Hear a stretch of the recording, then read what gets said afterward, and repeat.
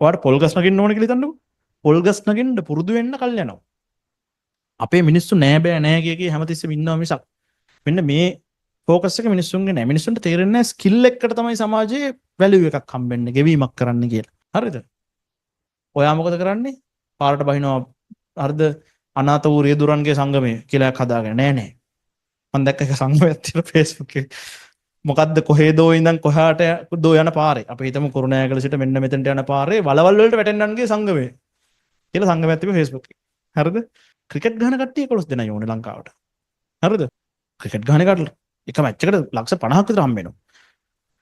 Doctor කෙනෙක්ට මාසෙකට ලක්ෂ 5ක් විතර හම්බ වෙනවා. අපි හිතමු උපරිම තව හම්බ කරගෙන ඉන්නවා. සාමාන්‍ය ජෙනරල් පහ ජීවිත කාලෙම හම්බ වෙනවා. ඩොක්ටර් නැති වෙන්නේ නැහැ නේ. ක්‍රිකට් ගහන්න පුළුවන් අවුරුදු 2යි.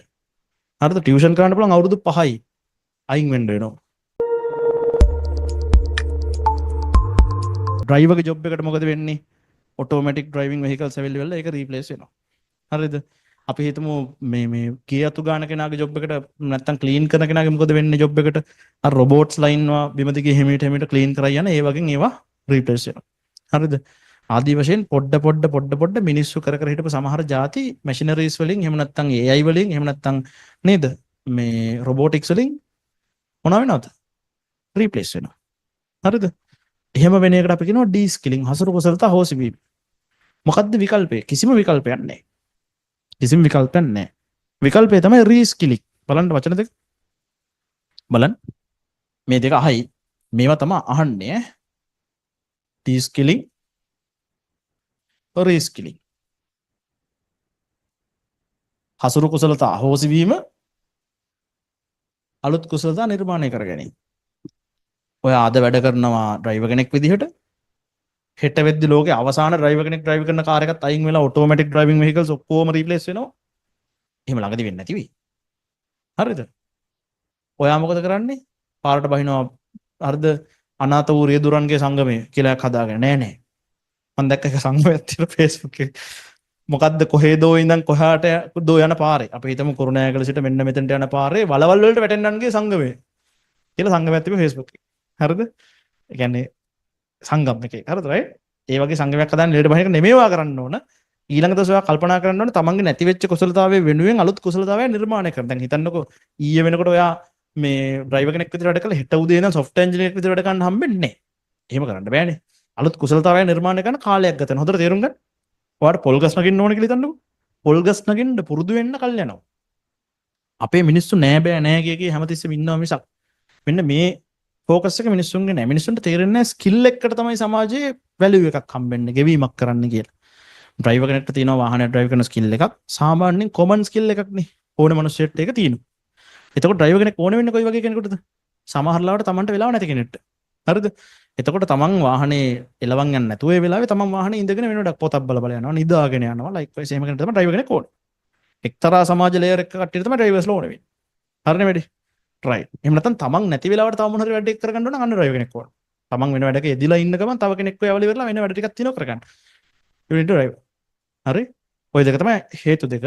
එතකොට ඩ්‍රයිවර් කෙනෙක්ගේ කුසලතාවය ඕන වෙන්නේ අන්න ඒ වගේ ඉතා සීමිත අවස්ථාවකට. එතකොට හිතන්නකෝ සාමාන්‍යයෙන් ඩ්‍රයිවර් කෙනෙක් වෙන්න අමාරුයි ලෝකේ සාමාන්‍යයෙන්. ඕන තරම් කට්ටිය ඉන්න ඩ්‍රයිවිං දන්න.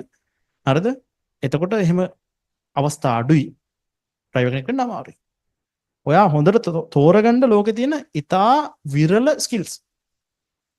ඉතා විරල ස්කිල්ස්. මිනිස්සුන්ට වැඩිය නැති ස්කිල්ස් තෝරගන්න සහ මිනිස්සුන්ට ගොඩාක් ඔපචුනිටිස් තියෙන ස්කිල්ස් තෝරගන්න. ඩොක්ටර්ස්ලා ගොඩක් ඕනේ ලෝකෙට. එකම ඩොක්ටර්කින් හැමෝටම බෙහෙත් ගන්න බෑනේ. ටීචර්ස්ලා ගොඩක් ඕනේ ලෝකෙට.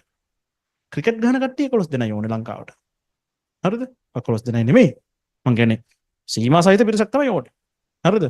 එතකොට ඔයා ක්‍රිකට් ගහන ස්කිල් එක ඩෙවලොප් කරගෙන ඉවරලා ලංකාවේ ටීම් එකේ ක්‍රිකට් ගහනවා කියන තැනට යන්නවට වඩා පොසිබිලිටි එක වැඩි. ඔයා ඉංජිනේරින් කරලා මෙඩිසින් කරලා ඉවරලා ඩොක්ටර් කෙනෙක් වෙලා ඉංජිනේර කෙනෙක් වෙලා ඉංජිනේර කෙනෙක් විදිහට ජොබ් එක ඩොක්ටර් කෙනෙක් විදිහට ජොබ් එක වැඩ කරන එකේ පොසිබිලිටි එක වැඩි. ඒකේ තියෙනවා හයි මොකද්ද? පොසිබිලිටි එකක්. මේ හයි සක්සස් රේට් එකක් තියෙනවා. හරිද? ඔහොම තමයි ස්කිල්ස් හොයාගන්නේ. ක්‍රිකට් ගහන එකට එක මැච් එකට ලක්ෂ 50ක් විතර හම්බ වෙනවා. කෝටියක් විතර හම්බ වෙනවා සමහරවිට. IPL ගහුවොත් එහෙම ඊටත් වැඩිය හම්බ වෙනවා.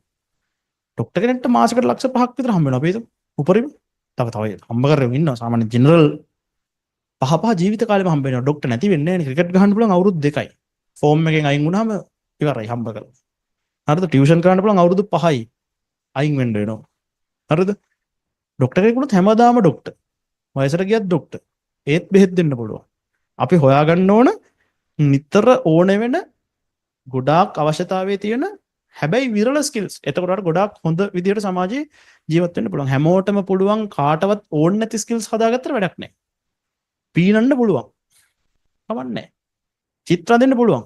හොඳයි. ඔයා චිත්‍ර අඳලා කවුරුත් සල්ලි දෙන්න බලාපොරොත්තු වෙන්නේ නැහැ. මිනිස්සු හිතන චිත්‍ර ඉතින් ඔය කාටද අඳින්න බෑ. අපි පොඩි එකා මේකෙත් අඳින්නේ බිත්තියත් අඳින්න කියලා හිතනවා මිනිස්සු. හරිද? තත්ත්වයම හරි. රීස්කිලින් කියන්නේ කාලයක් ගත වෙන වැඩක්. තමන්ගේ නැති වෙච්ච ස්කිල් එක ඉවරුණාට පස්සේ කල්පනා කරලා ඉවරලා කාලයක් තමන් රිට්‍රැක්ට් වෙලා හිතන්නකෝ දැන් අපි හම්බ කරගත්ත දේක් තියෙනවනේ ලක්ෂ 5,000 පොතේ තියෙන. ඒ ටිකෙන් කාලා බීලා මාස 6ක් ගෙදර ඉඳලා ඉවරලා අලුත් ස්කිල් එකක් ප්‍රැක්ටිස් කරනවා. ග්‍රැෆික් ඩිසයිනර් කෙනෙක් වෙනවා. හරිද? තොරතුරු තාක්ෂණ නිසා නැති වෙන ස්කිල්ස් සම්බන්ධයෙන් ඒක සාධාරණීකරණය කරන්නේ කොහොමද? කවුරු රැහුවොත් එම IT හින්දා තමයි හැමෝටම කෙල වෙලා තියෙන්නේ. හරිද? එතකොට මේ නැත්තම් මේ මිනිස්සුන්ට හොඳට තිබ්බ මේ මොනවද? රස්සාවල් මේ ලෝකේ වගේ පොයින්ට් එකක් කවුරු අරන් ආවොත් එහෙම එයාට ඒකට අපි උත්තර දෙන්නේ කොහොමද? එයාට ඒකට අපි උත්තර දෙන්නේ IT හින්දා ඇදලා තියෙන ජොබ් ඔපචුනිටි සෙට් එකකුත් තියෙනවා. හරිද? IT සෙට් එකේ එන්න දැන් ඔයා තමන්ගේ 100කින් ආච්චිකින් අහලා බලන්නකෝ 100 අඳුරන සොෆ්ට්වෙයාර් ඉංජිනේර කෙනෙක් නැද්ද කියලා ඉවරලා. හරිද? ආච්චි අඳුරන සිස්ටම් ඩෙවලොපර් කෙනෙක් නැද්ද කියලා අහන්නකෝ පොඩ්ඩක්. නෑ හරිද? ඒගොල්ලෝගේ කාලේ එහෙම ජොබ් තිබිලා නෑ. ඒ ජොබ් ආවේ IT හින්දානේ. මෙතනින් ජොබ් නැතු යනවා වගේම තමයි මිනිස්සුන්ට කරන්න තව ಜಾති මේකෙන් එනවා. ඕක තමයි සාධාරණීකරණය කරන ක්‍රමය. හැබැයි මිනිස්සුන්ට මෙතනින් අයින් වෙච්ච ගමන් අතන වැඩ කරන්න යන්න බෑ. ඒකට මොනව කරන්න ඕනද? කාලයක් ගත කරගෙන අලුතෙන් ස්කිල්ස් හදාගන්න ඕන. ඒකට Tamanට මුදලක් ඕන වෙනවා. ඒකට Tamanට සමහරලාට තව ඕන වෙනවා අපි හිතමුකෝ කාලය ඕන වෙනවා, ශ්‍රමය ඕන වෙනවා. හරි අවුරුදු 4ක් ඩිග්‍රී එකක් කළා යම්කිසි මුදලක් වියදම් කරලා ඊට පස්සේ පස්වෙනි අවුරුද්ද තමයි රස්සාවට යන්න පුළුවන් වෙන්නේ. එහෙම තමයි ස්කිල්ස් හදාගන්න. හරිනේ වැඩේ. වැඩේ හරි. සංකල්ප දාගන්න ලස්සනට. හරි. එළ